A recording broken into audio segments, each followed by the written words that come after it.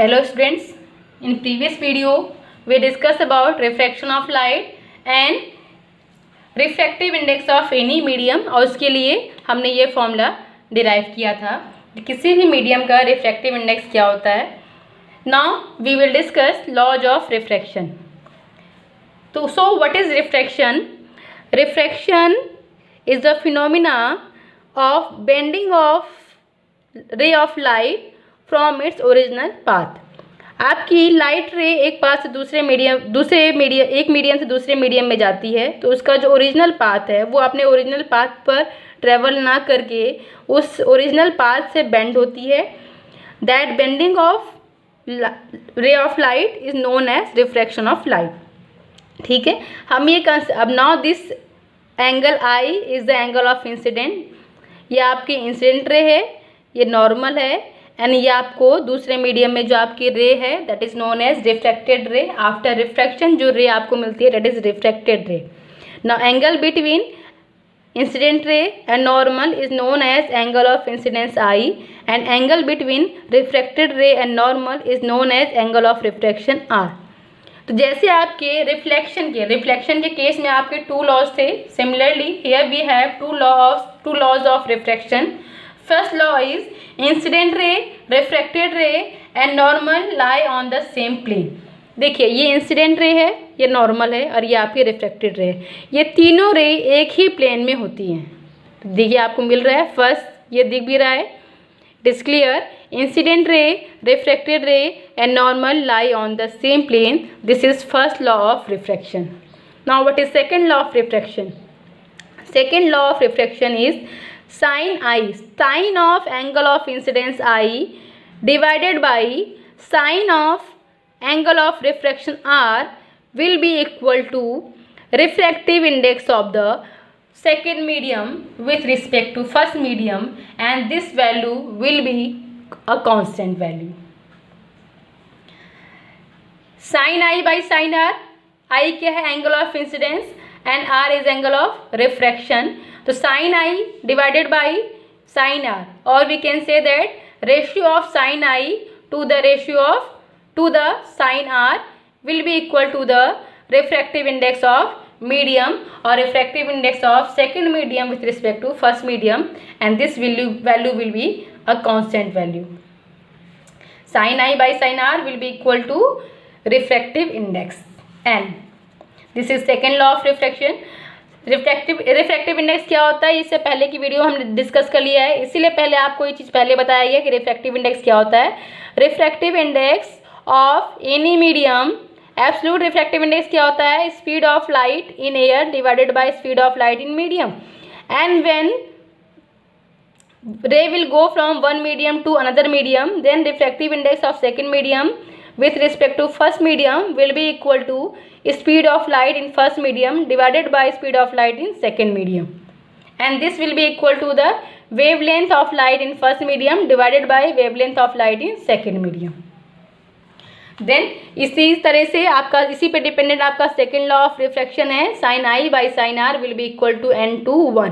n/1 is the refractive index of second medium with respect to first medium. Now second is principle of reversibility of light.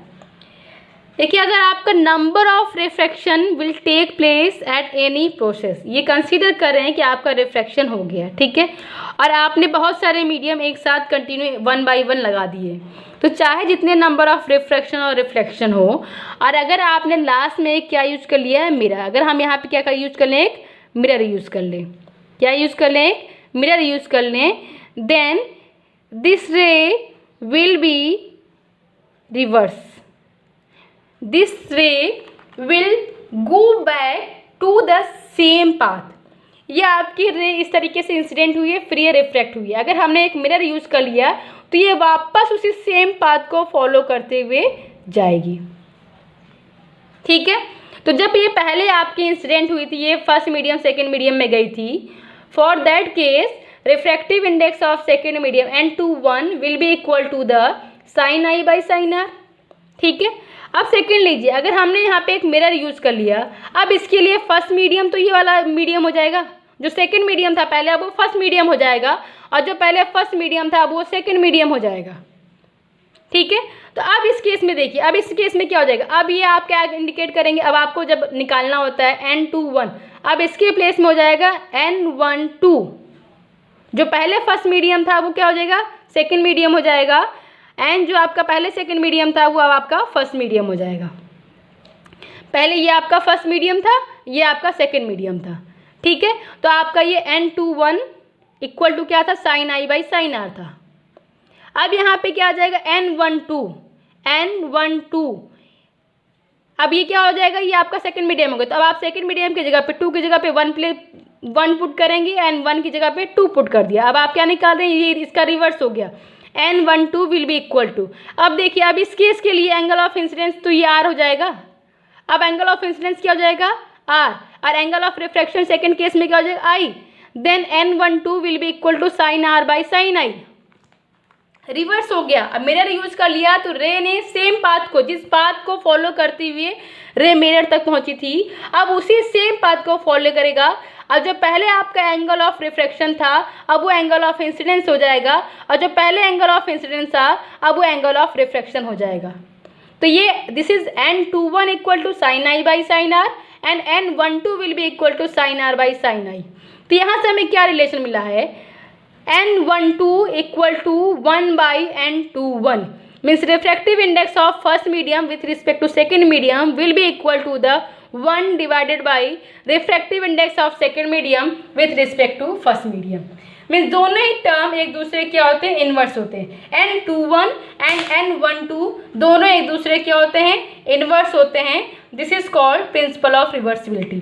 तो principle of reversibility of light क्या कहता है, when ray will incident and it will take number of reflection और refraction, दोनों में से कुछ भी पॉसिबल, कुछ भी हो, ठीक है, हम जनरल केस लेके चल रहे हैं, एंड उसके पाथ में कोई मिरर यूज करते हैं।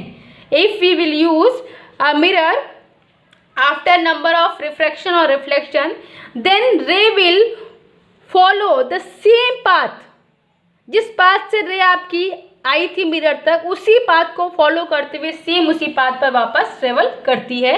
This is called principle of reversibility, और उससे आपको ये फॉर्मूला मिलता है n12 equal to 1 by n21।